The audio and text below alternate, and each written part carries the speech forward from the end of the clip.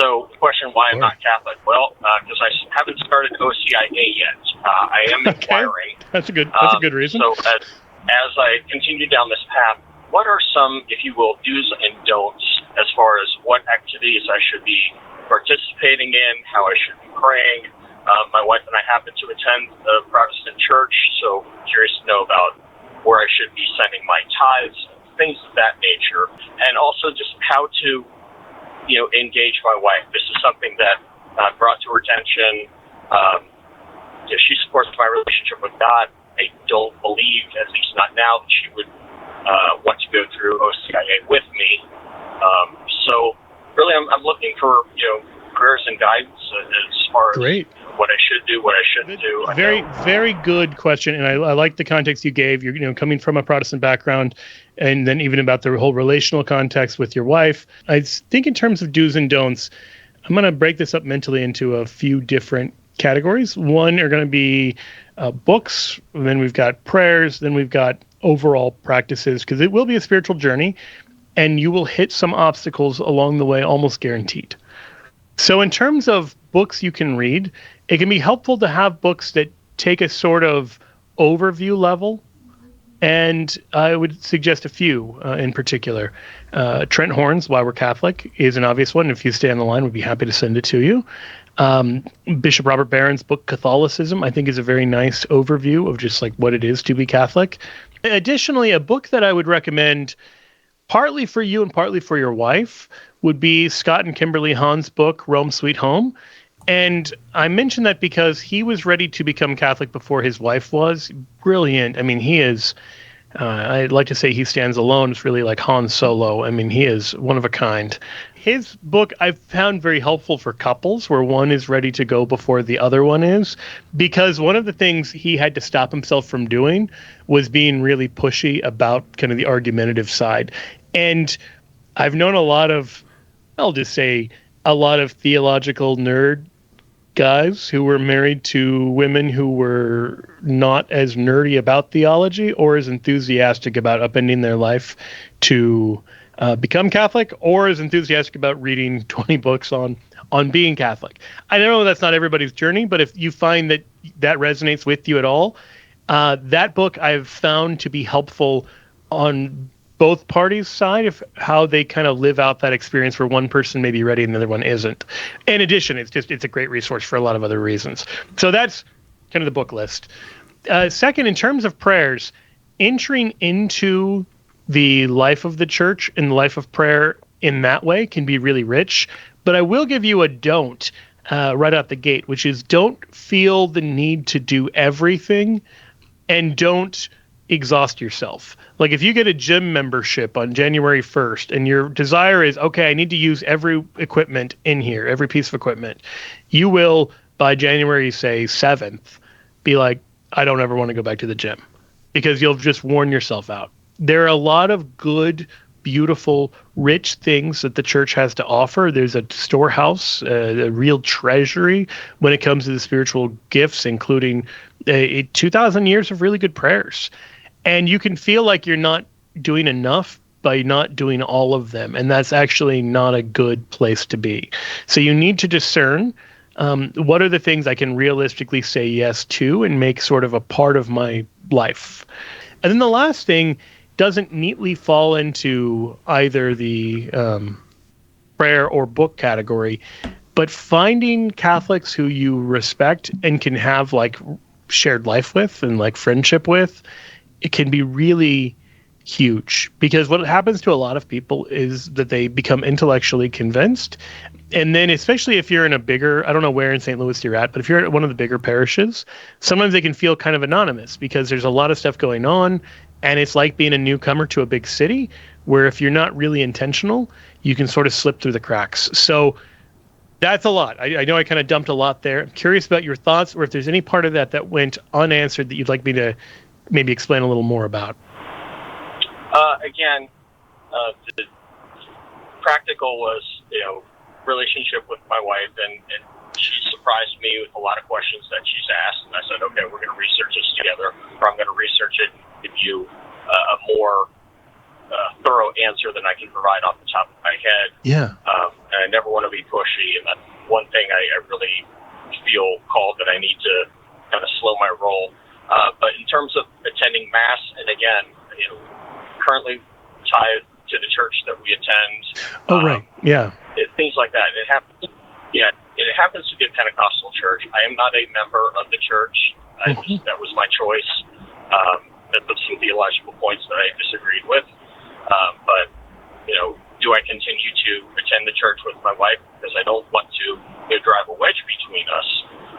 Sure. And so I guess it's like, how much should I be doing with the Catholic Church right now?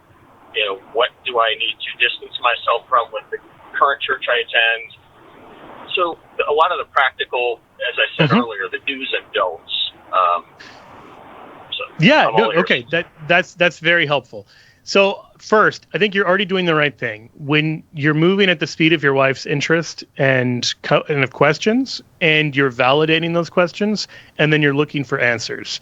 That is helpful for both of you, and I think can only enrich the relationship because you're treating her spiritual journey with the seriousness that it deserves, rather than just kind of expecting her to be a fellow writer on yours. Second, you should move at the speed of your own comfort in some ways, I would say, in terms of when you start going to Mass. And I've known of people who have done both. Depending on the kind of Pentecostal church, that might be a lot in a day.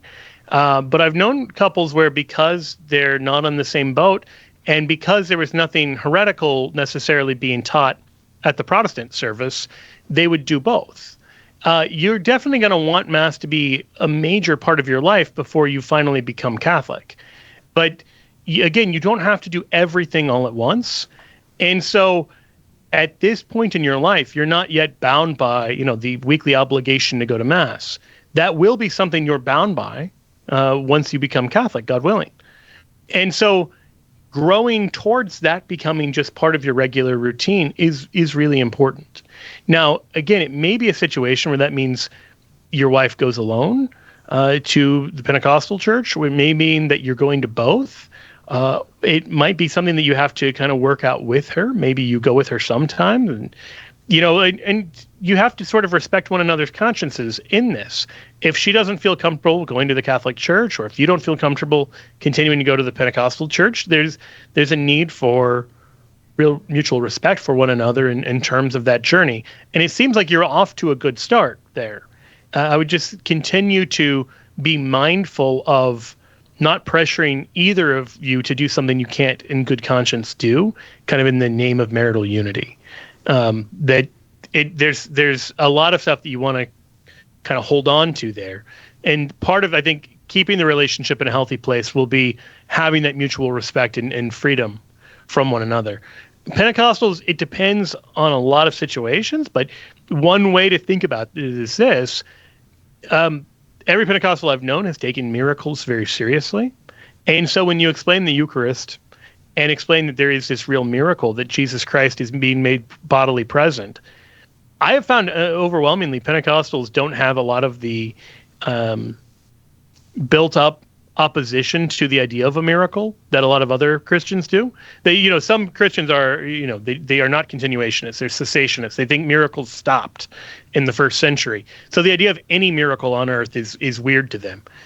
That burden is already overcome when you're talking about Pentecostal Catholic kind of questions. And so I know you said you're not a member of it, but if that's kind of the basic worldview, presenting it in terms of, here is this miracle, and I want to be present for this miracle in which our Lord is at, and he's here in a special and unique sort of way.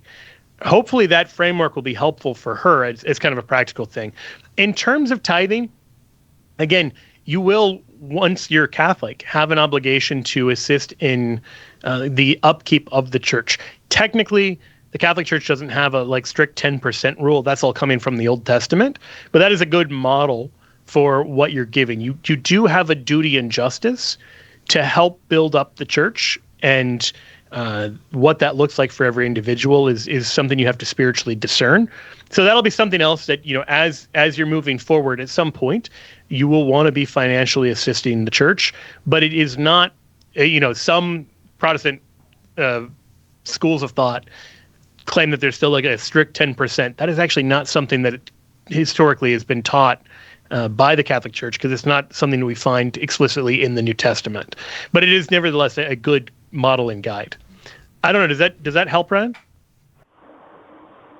It's extremely helpful, and good. I don't want to take up too much your time or other listeners, but as far as with the miracles, when my wife and I were discussing the Eucharist, and a very good dear friend of mine, Father Groff Schroff, who is now at Curia, was explaining transubstantiation, it was like my wife was just totally blown away by it in a very good way. And so, there are a lot of things that I think are, if you will, no pun intended, easier to swallow, so to speak. It's just, she has questions. Yeah. So last thing I'll say, because I know we're actually going to go to a break here pretty quick. I know an old friend of mine, actually an ex-girlfriend from college, who was Assemblies of God and became Catholic. And her description was that the Eucharist was like a magnet drawing her past all of her oppositions and inhibitions. Wow. And it sounds like there might be a similar kind of phenomenon with your wife, that it's like, okay, once you realize, yes, if I become part of this, I get to receive Jesus in this radical way. There's a strong spiritual draw for many people from more of a Pentecostal background. And so I would just let that be kind of a guiding principle, even when you inevitably hit a sort of, I don't know what to make of this moment along the journey. Don't let that stuff get in the way of saying yes to Jesus in the Eucharist. Hey, hang on. We're going to send you the book, Why We're Catholic. Right back with more. Joe Heschmeyer, why aren't you Catholic?